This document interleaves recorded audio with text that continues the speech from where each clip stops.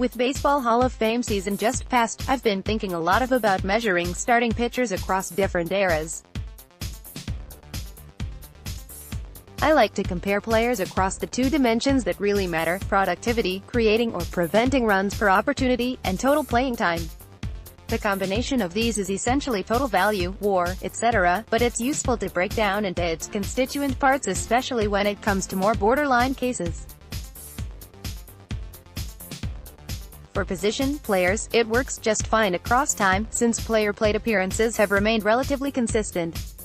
Though baseball history, everyday players have gone to the plate about 600 to 700 times a year, and careers tend to max out around 10,000 to 12,000 PA. That's definitely not the case with pitchers though.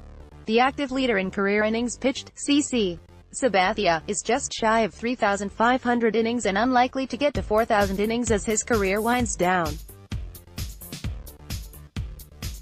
Mark Burrell was considered the epitome of durability for a 21st-century pitcher, and he didn't even get to 3,500 innings.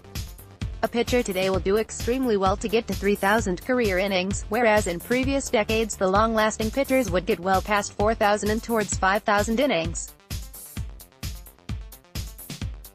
And that's to say nothing of 19th-century pitchers, when there's pitchers doing that in a decade by throwing 500 innings a year. With such significant shifts over time, I was curious about what the standard for innings pitched by a frontline starter looked like across MLB history. The first line in blue, the average of the top 10 pitchers in innings pitched. In any era, these would be your aces, or at the very least quality inning eaters, think Burrell. But that's by definition a very, very high standard, so I also extended out to the top 25 pitchers in a given season. It's still a very high standard of pitcher seasons, but a little broader. Not surprisingly, the two lines largely track each other. Final line in red is a more flexible standard. A fixed number means different things at different times as the number of teams increases, alongside the populations from which the pitchers are drawn.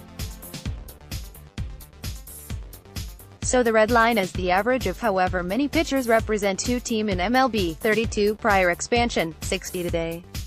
It's also an even broader measure, at least from 1901 onwards, but I think it's good proxy for what would be expected of a frontline pitcher. Some observations and thoughts: other than the very early days when the games played per season was expanding rapidly, the long-term trend is towards fewer innings. What I didn't realize though is that from the end of the dead ball era after World War I, when 300-inning seasons became the exception rather than the norm, the average held quite steady for 40 years through the late 60s, when there was a jump amidst the backdrop of pitchers dominating the era. The drop-off over the last couple years has really been remarkable, regardless of which cohort is used. The averages held pretty from the mid-aughts to 2014, but they've been in free fall, falling by about 5 innings a year. Top 60 pitchers are down to just about 185 innings a year. 2017 and 2018 were the first years since 1979 that the number of qualified pitchers, at least as many innings as team games, was less than 2 times the number of teams, with just 58 and 57 respectively. The Jays didn't their part, with none last year and just 2 in 2017 after 5 in 2016.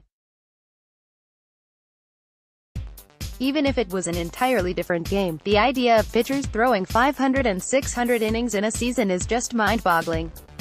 Here's an example of how this can help contextualize. Roy Halladay pitched 2,749 career innings, with a 76 era, whereas Jim Palmer pitched 3,948 innings to a 79 era.